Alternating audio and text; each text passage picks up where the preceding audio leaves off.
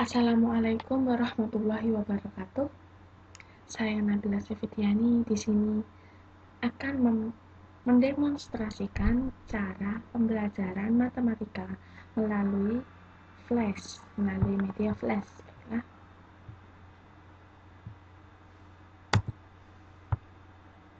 ini adalah halaman pertamanya. Materi yang akan kita bahas saat ini adalah operasi bentuk aljabar.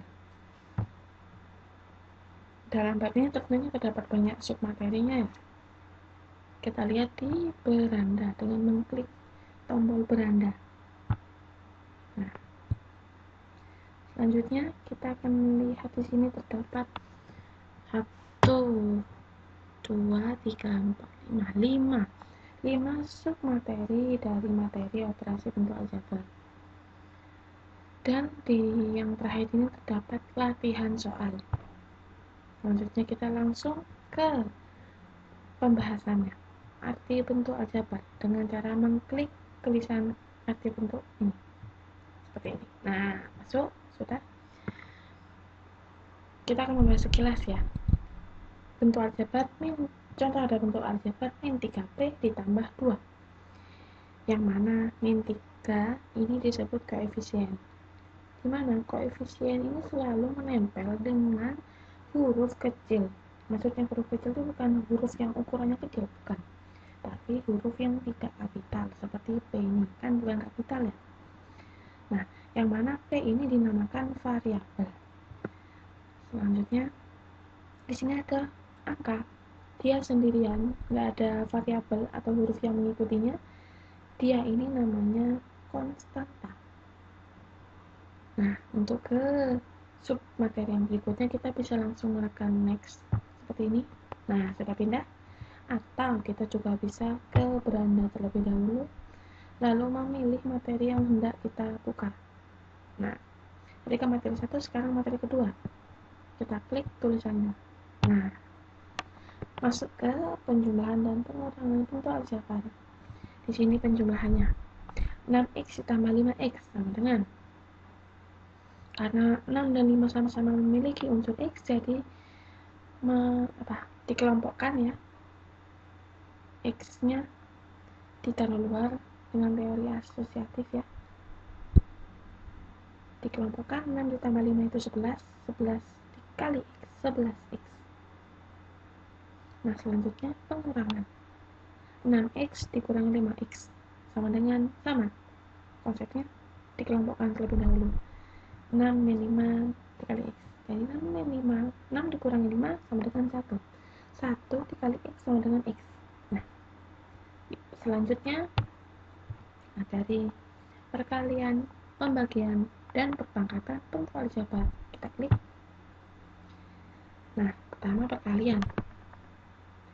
Dalam perkalian di sini contohnya P ditambah P itu 2 dikali P. Kenapa? Karena P-nya 2 kali. Jadi 2 dikali P sama dengan 2P. Pembagian X dibagi X sama dengan 1. Perpangkatan 2x pangkat 2 sama dengan 2x dikali 2x, karena 2x-nya sebanyak 2 kali. Nah, seperti ini. Sama dengan 4x kuadrat. Ke materi selanjutnya, operasi pecahan bentuk aljabar. Nah, dalam bentuk penjumlahan dan pengurangan sama seperti konsep pecahan biasa. Konsep operasi pecahan biasa yaitu jikalau pecahan itu dioperasikan operasi penjumlahan atau pengurangan, maka harus disamakan penyebutnya. Begitu pula dengan ini, sama disamakan penyebutnya.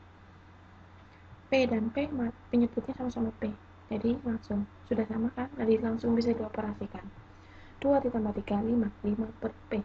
Nah, selanjutnya pengurangan sama 5 dikurangi 2 per A sama dengan 3 per A. Selanjutnya untuk materi perkalian. Nah, kalau dalam konsep pecahan kan perkalian itu nggak usah disamakan penyebutnya juga sudah bisa langsung dioperasikan ya. 2 kali 6, atas sama atas, bawah sama bawah. Jadi atas kali atas, bawah dikali bawah.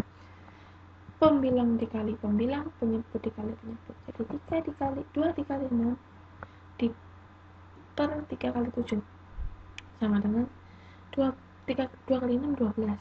3 kali 7 21. Nah, bentuk 12 per 21 kan masih bisa disederhanakan. Sama-sama dibagi 3. 12 bagi 3 hasilnya 4. 21 dibagi 3 hasilnya 7. Jadi hasil akhirnya 4 per 7. Pembagian sama.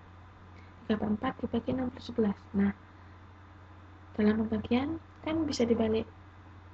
Yang ruas kanan, yang ruas kiri tetap, yang ruas kanan dibalik dan tandanya berubah jadi perkalian.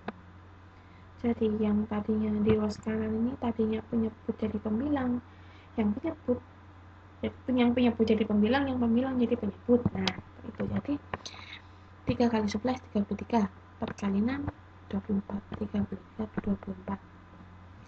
Nah, sama-sama bisa dibagi 3 kan? 33 dibagi 3 11, 24 dibagi 3 8. Nah, selanjutnya hasilnya dijadikan pecahan campuran menjadi 1 3 per 6. Selanjutnya perpangkatan 5x per y dipangkatkan 3. Nah, sama dengan konsepnya tadi. Karena di sini pangkat 3, berarti 5x per y-nya dikalikan sebanyak 3 kali. Nah, 1 2 3, ya kan? Nah, hasilnya sama dengan 125x pangkat 3 per y pangkat 3. Nah, selanjutnya penggunaan aljabar dalam kehidupan. Klik. Nah, jadi untuk menyelesaikan penggunaan bentuk aljabar dalam kehidupan, biasanya di soal-soal itu disertakan suatu cerita yang berkaitan dengan kegiatan sehari-hari atau kehidupan sehari-hari. Nah, kita di sana dari cerita tersebut kita disuruh untuk mengambil rumus matematikanya. Nah, pertamanya ada 2 step, 2 cara untuk menyelesaikan soal yang berkaitan dengan kehidupan nyata atau kehidupan sehari-hari.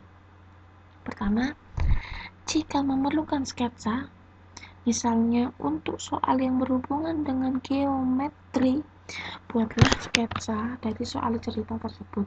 Nah, yang kedua, menerjemahkan soal cerita menjadi bentuk kalimat matematika atau bentuk aljabar. Nah, itu sudah ya, itu materi terakhir menggunakan aljabar kehidupan. Selanjutnya kita latihan soal. Klik. Nah, masuk ke latihan soal. Nah, koefisien P pada bentuk aljabar 4P plus 2 yang mana? Yang koefisien tadi kan yang menempel pada variabel. Nah, menempel pada huruf.